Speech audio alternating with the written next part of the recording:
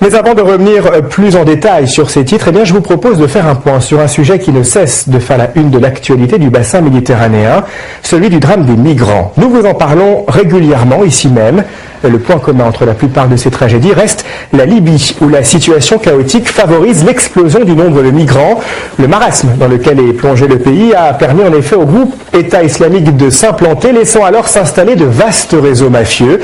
Dans ces conditions, celles et ceux qui parviennent à traverser la Méditerranée sains et saufs arrivent le plus souvent en Italie. Se pose alors le problème de leur accueil.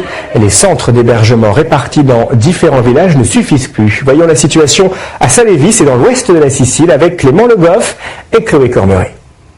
C'est un village paisible, perché à l'ouest de la Sicile. À Salémy, 11 000 habitants, la scène se répète désormais chaque jour à la sortie des supermarchés. Sans un mot, des migrants prêtent main forte aux habitants. Parfois, il semble un peu insistant et c'est gênant, mais tant qu'il ne nous embête pas, ça nous aide. Ils ont une vingtaine d'années, viennent de traverser la Méditerranée. Et pour eux, ce village est le premier contact avec l'Europe. J'ai envie de travailler, alors j'essaie de m'occuper, j'aide à pousser les caddies et je prends ce que les gens me donnent.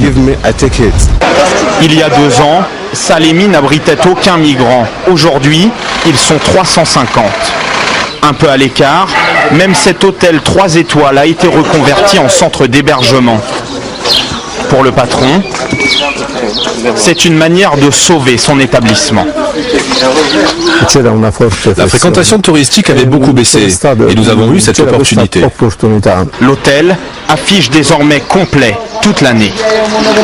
Grâce aux fonds européens, l'État verse à l'établissement 30 € par jour et par migrant hébergé. Ici, ils patientent, attendent que leur demande d'asile soit examinée.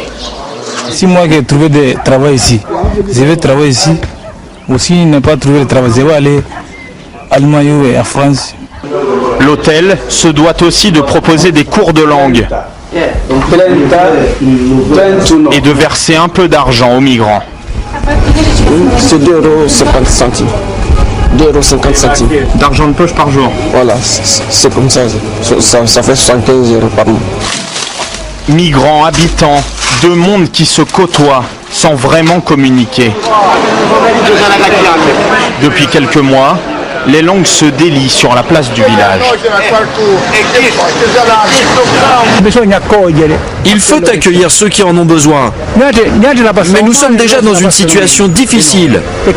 L'État leur donne 700, 800 € par mois, alors qu'à nous, on nous donne moins. À Salémy, au moins 4 centres de migrants ont ouvert ces derniers mois et la Sicile est en première ligne. La semaine dernière, plus de 11 000 migrants ont débarqué sur les côtes italiennes.